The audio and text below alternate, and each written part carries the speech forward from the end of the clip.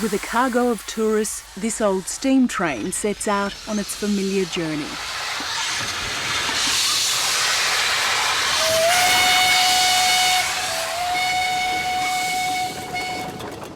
Along the tracks that used to carry the coal, stripped from beneath these mountains. Down below us is the town of Ashland. Now, Ashland had a population of 8,000 people when there was a great demand for coal. But as the use for coal declined, so did the population. They come in their thousands to hear the history of the coal regions, the stories of wealth and of misfortunes.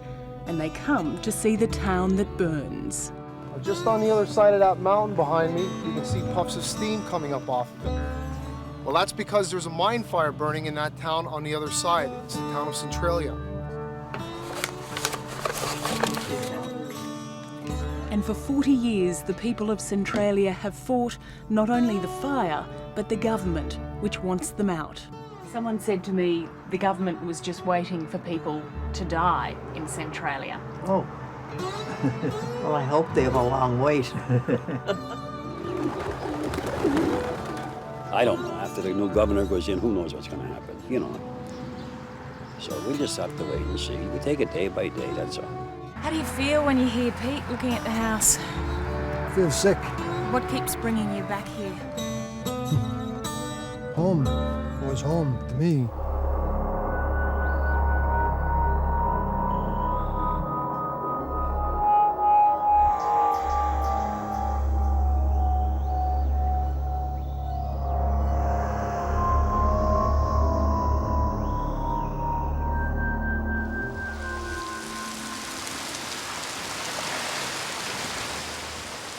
Rural Pennsylvania, just a few hours' drive from the crowded streets of New York, but really a world away.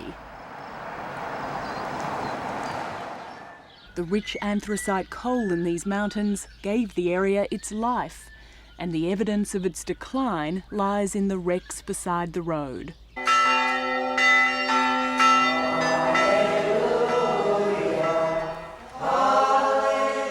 But the people who call this region home are a hardy lot, and the people of Centralia, the hardiest of them all. See, when the pinker that is, the better condition they're in. See, that's a little dark now. See the meat? Joe Moyer, his homing pigeons and a couple of dogs are now the only residents of Locust Avenue. He's 71 and he struggles to breathe, his lungs filled with black dust from a lifetime in the mines. We lose some. You just take from here to the next street up there was 23 homes taken down right in here. That's 23 homes. That's a lot of people right here in this block. So did you know everyone around here? Oh, sure. I knew everybody in the town. Oh, hell yeah. I lived here all my life. Were you born here? Yes, right there. In this house In that you this live in house, now? Yeah. Would you ever leave it? March the 12th, 1931, I was born in that house. Centralia was like any other coal town, where the bars outnumbered the churches and boys grew up to follow their fathers into the mines. Well, it was a town, of course, wild. Everybody making money, everybody working hard, and everybody thought they were tough and strong, and they'd be fighting to prove it, you know. But in 1962, a fire at the local garbage dump changed Centralia forever. It ignited a vein of coal underneath and quickly burnt its way through the rich earth. 40 years later, on a hot, dry day, there's no smoke or steam to be seen. But when it rains, it pours out of the cracks in the ground, and the smell of sulphur is foul. Are we in any danger inhaling this smoke for minutes at a time? Well, Tim and I were here working a couple of weeks ago, and it was a really nice day. And we spent a few hours here. I ended up with a headache, probably carbon monoxide. Steve Jones is a geologist with the Bureau of Abandoned Mine Reclamation. It's just a very dangerous place to be. He and a colleague are here to check on the fire's progress. The coal seam plunges beneath the mine pool. So are the tourists. I wouldn't walk any further back there. Yeah, it's very hazardous. This is a weekday. Yeah. You gotta see it on a Saturday. They had to put a traffic cop out here. I think somebody ought to charge an admission fee.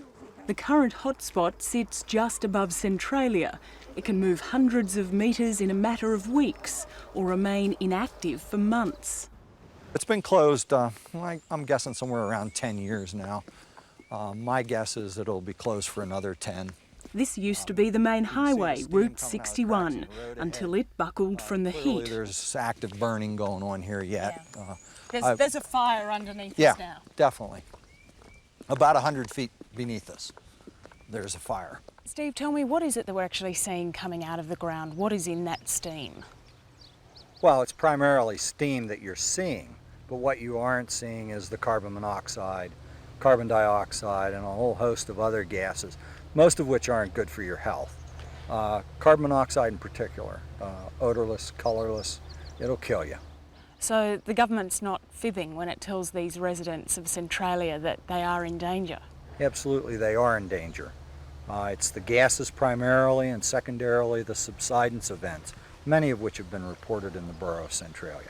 But that kind of talk has turned Centralians into sceptics.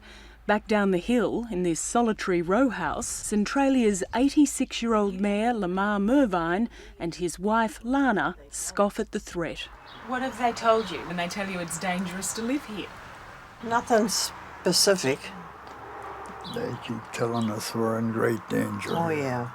We're in terrible danger.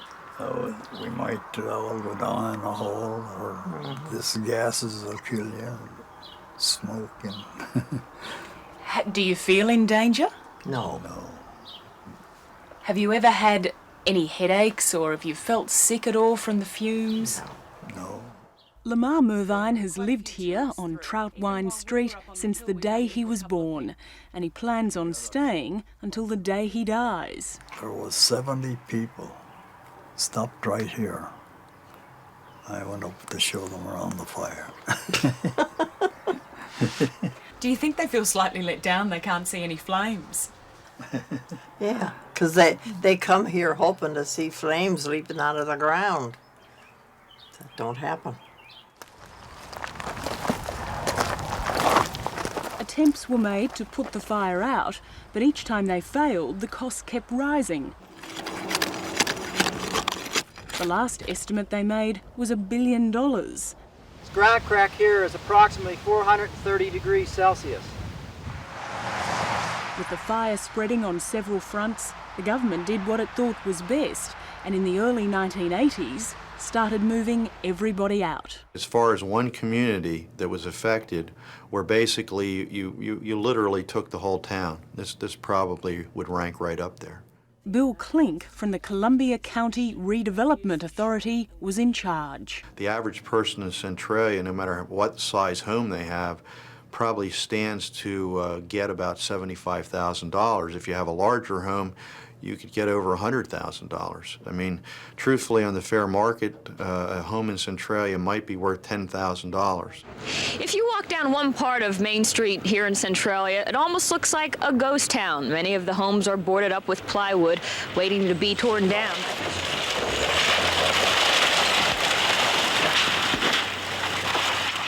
Old-timers watched as the bars and churches, schools and factories were all destroyed. Makes you sick, believe me, and like I said, this should never have happened. The demolition went on through the 80s and the 90s until Centralia's population of 1,100 was reduced to just 15. People panicked when they were told, and they picked up and left. Now they're sorry. Is that what happened? People panicked? Sure, I'd say so. And they looked ahead at the big money. They thought they were getting a fortune, and that's why they jumped at it. Were they getting a fortune? Well, I don't really think so. I only offered $32,000 for this. That isn't a hell of a lot. Some people made out real good, but a lot of them didn't that I know of, you know. The government condemned their houses and seized the properties. You're basically squatters in this house. How does that make you feel? I don't think about it. You could go crazy. And I just don't think about it. We just tore a house down here. There's the last house right in here. That's gone. Pete Knennett stayed for as long as he could. His mother was born in Centralia and he lived in the same house for 70 years. But he'd suffered a stroke and his wife was ill, and both of them thought leaving was the best option.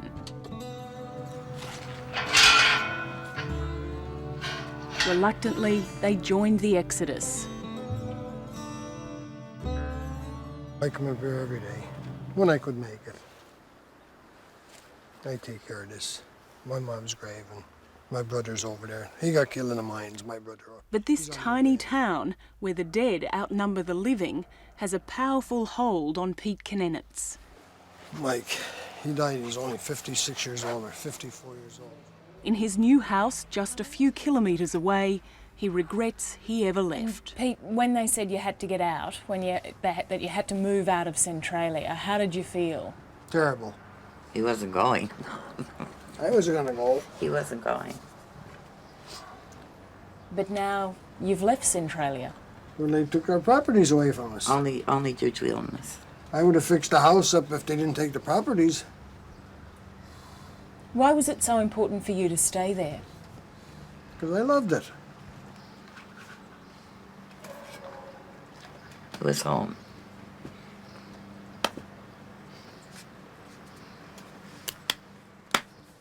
It was home.